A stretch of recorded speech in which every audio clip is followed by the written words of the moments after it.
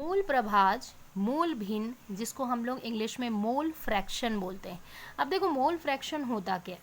देखो मान लो कि कोई सॉल्यूशन है आपके पास, ठीक है, इस तरीके का सॉल्यूशन है। अब आप सॉल्यूशन मतलब विलियन, विलियन का निर्माण कैसे होता है। विलियन का निर्माण दो भागों से होता है, दो चीज़ों से होता है। कौन कौन सा? पहला तो हम डालते हैं विलय, ठीक है, पहला हम क्या डालते हैं? विलय। दूसरा हम डालते हैं विलायक, ठीक है। तो विलय को मान लेती हूँ मैं ए और विलायक को मान लेती हूँ बी, ठीक है। तो ए और बी के मिलने से, मतलब ए और बी के मिलने से हमारा विलयन का निर्माण होता है, जिसको हम सॉल्यूशन कहते हैं। क्लियर हो रहा है? तो विलयन का निर्माण किस तरीके से हुआ? विलय पदार्थ मतलब सॉल्यूट, और विलायक जिसको सॉल्वेंट बोलते हैं। जब दोनों जुड़ जाते हैं तो सॉल्यूशन का निर्माण होता है। तो इसमें अब हमको जानना है कि मूल अंश क्या होता है, मतलब सॉल्वेंट में, मतलब विलायक में विलय पदार्थों के मूल अंश का कितने होते हैं ये गणना करना, या फिर पूरे विलयन में विलायक के मोल अंश कितने हैं ये पता करना। ये दोनों के अलग अलग मोल हम पता कर सकते हैं। तो पहले जानते हैं सॉल्यूट का। तो अगर आपको मोल अंश पता करने बोलता है तो सबसे पहले ध्यान में रखो कि अगर विलय पदार्थ का मोल अंश है तो ए के मोल प्रभाज या मोल अंश आप लिख सकते हो बराबर एन ए, मतलब विलय पदार्थ का आपको पता करना है। तो सबसे पहले विलय पदार्थ के मोल अंश, क्लियर हो रहा है। एन मतलब मोल अंश, नंबर मोलों की संख्या, है ना। तो यहाँ पे मैं हिंदी में भी लिख सकती हूँ विलय पदार्थ के मोलों की संख्या, मोलों की संख्या। क्लियर हुआ? ठीक है। अब यहाँ पे आया, अब यहाँ पे विलयन के मोलों की संख्या। तो विलयन के मोलों की, यहाँ पे विलायक नहीं बोल रहा है, विलयन के मोलों की संख्या, ठीक है। तो विलयन के मोलों की संख्या का मतलब हो रहा है ए और बी, मतलब कि n A plus N B. Mole अंश को हम एक्स ए से रिप्रेजेंट करते हैं, ठीक है, और फिर N A upon N A plus N B. इस तरीके से आपका विलय का निकला। अब विलायक का अगर मैं मोल प्रभाज बोलूँ तो सेम वही चीज़ आप करोगे। विलायक का मतलब कि एक्स बी, तो यहाँ पे N B upon N B क्या हो गया? विलायक के मोलों की संख्या, और फिर यहाँ पे विलयन के मोलों की संख्या। तो इस तरीके से आपने विलायक का भी मोल आप अंश निकाल सकते हो। तो इस तरीके से आपको सूत्र मिल गया, ठीक है। सूत्र मिलने के बाद आपको इस सूत्र को जानना है या सिद्ध करना है। तो हम सिद्ध कैसे करते हैं, देखो कि ये सूत्र क्या कहता है कि कोई भी विलयन, है ना, कोई भी विलयन का जो मूल अंश होता है, याद रखना, कोई भी विलयन का मूल अंश का मान क्या होता है? वैल्यू आपका एक होता है, ठीक है। मतलब कोई भी विलयन एक सांद्रता में ही बनेगा, ठीक है, मतलब मोल अंश उसकी एक ही होगी, तो वो हमेशा उसी कॉन्सेंट्रेशन पे ही बनता है, उसी सांद्रता पे बनता है। अब कैसे कि इसमें अगर मान लो कोई मैंने नमक मिलाया, तो नमक के मोल अंश होते हैं 0.4, ठीक है। तो विलयन के कुल मोल अंश क्या होंगे? तो अब यहाँ पे दिमाग लगाओ, हमको कुल एक बनाना है, तो 0.6 जोड़ने पे हमको एक आ गया। तो मतलब इसमें क्या हो रहा है, विलयन का जो मोल अंश आ रहा है या विलायक का जो आ रहा है 0.6, विलायक का मोल अंश इतना हुआ, विलय का आपको दे दिया है, दोनों को आप जोड़े तो एक आ गया, मतलब विलयन आपको एक में ही कॉन्सेंट्रेशन में बना रहा है। तो यही चीज़ आपका मोल प्रभाज कहता है। अब इसी चीज़ को आगे बढ़ते हैं कि इसको सिद्ध कैसे किया गया। ये एक ही क्यों मान आता है? तो एक इसलिए मान आता है जब दोनों, अब यहाँ पे विलयन, अब यहाँ पे देखो, यहाँ पे मैंने क्या किया, विलय पदार्थ के मोल अंश विलायक के मोल अंश, याद रखो, विलय पदार्थ के मोल अंश विलायक के मोल अंश। अब मैं विलयन के मोल अंश निकाल रही हूँ, विलयन के मोल अंश, ठीक है। तो विलयन के मोल अंश मतलब कि एक्स ए प्लस एक्स बी, यही होगा, है ना। अब दोनों के मान लिख लो भाई, एक्स ए का क्या मान है, N A upon N A plus N B plus N B upon N A plus N B. दोनों के जो हर हैं उनके लघुत्तम एलसीएम निकालने पे हमको मिलता है N A plus N B. अब इसका भाग इससे करेंगे, बचे हुए से इससे, तो हमको ऊपर में गुणा करने पे इस तरीके से मिल गया। अब देखो अंश और समान है, कट गया, कटने के बाद हमारे पास उत्तर क्या आ रहा है, एक। तो एक मतलब हो रहा है कि हमेशा आपका जो विलयन है उसकी जो मोल की संख्या होती है, चाहे वो विलायक की हो या विलय की हो, दोनों को जोड़ने पे विलयन का कुल मोल अंश केवल एक ही होना चाहिए, एक कॉन्सेंट्रेशन मतलब एक सांद्रता पर ही होना चाहिए। आया समझ में ये क्यों एक लिया जाता है? तो इस चीज़ को क्लियर किया, एक बार और क्लियर कर देती हूँ। देखो सांद्रता पद में मोल अंश या मोल फ्रैक्शन क्या होता है? मोल फ्रैक्शन का मतलब ये होता है कि किसी भी विलयन में विलायक और विलय पदार्थ है ना, विलय पदार्थ और विलायक के कितने मोलों की संख्या है, कितने मोल्स उसमें घुले हुए हैं, ठीक है। तो इनको अलग अलग हम ज्ञात भी कर सकते हैं। और किसी भी कोई भी विलयन हो वो केवल एक कॉन्सेंट्रेशन पे ही बनती है, उसका जो मान आता है मोल अंश का मान केवल एक होता है। इसका कारण क्या है ये भी आपको आगे बताती हूँ। तो देखो पहले हम विलय का निकालते हैं, तो विलय के मोल अंश अगर निकालना है तो एक्स ए, विलय ए मैं सॉल्यूट मतलब विलय के लिए यूज़ की हूँ तो ए लिख दिया, एक्स ए इज इक्वल विलय पदार्थों के मोल की संख्या एन ए और विलयन के मोलों की संख्या, मतलब विलयन मतलब विलय और विलायक दोनों को जोड़ेंगे तो विलयन, दोनों को जोड़ दी। उसी तरीके से मैंने विलायक के लिए निकाला सॉल्वेंट के लिए, तो X B is equal N B मतलब विलायक के मोलों की संख्या बटा विलयन के मोलों की संख्या हो गया। अब ये एक कॉन्सेंट्रेशन पे ही विलयन क्यों बनता है इस चीज़ को जानना है।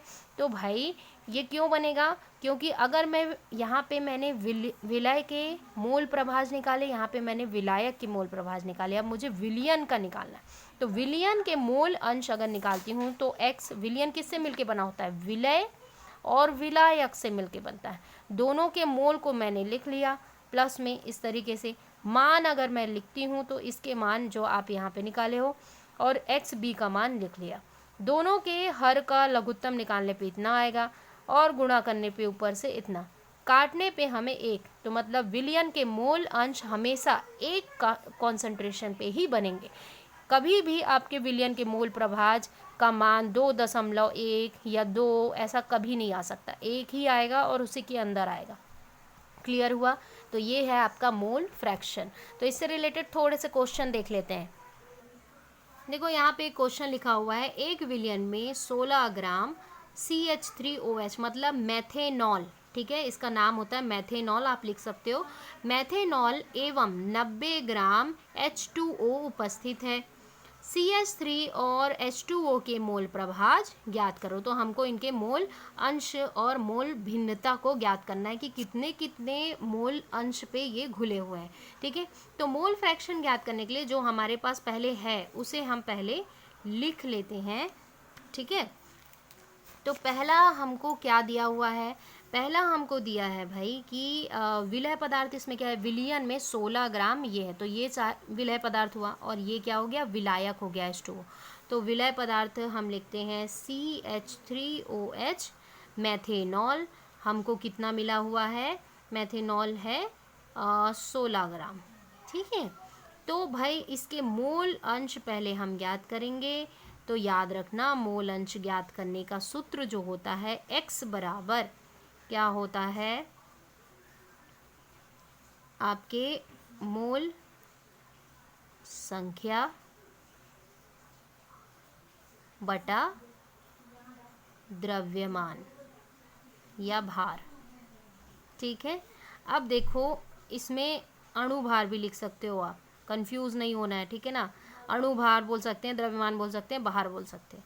तो अब देखो भाई कि 16 आपको मोल अंश दिया हुआ है, 16 मैंने लिख लिया। अणुभार हमको नहीं पता है, अणुभार निकालना पड़ता है। तो अणुभार कैसे निकालते हैं, क्लियर है कि नहीं सबको 11th में?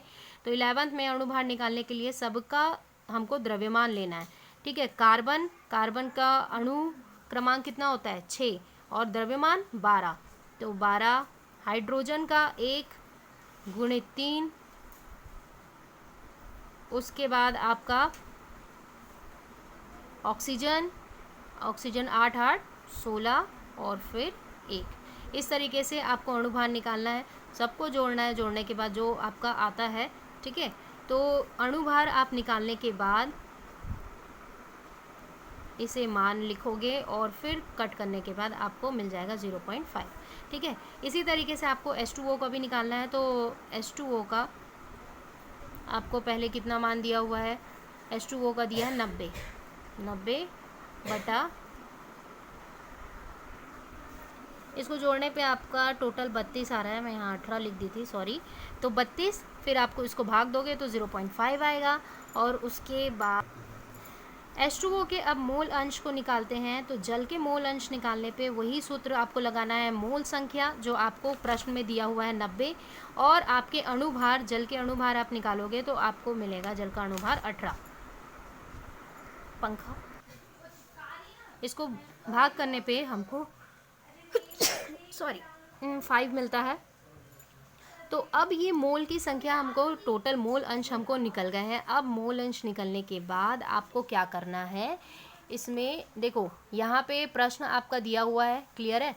प्रश्न के हिसाब से मैंने आपको मोल अंश निकालना पड़ेगा, क्योंकि वहाँ पे हम क्या पुट करते हैं, सूत्र में मोल अंश निकालते हैं, ठीक है।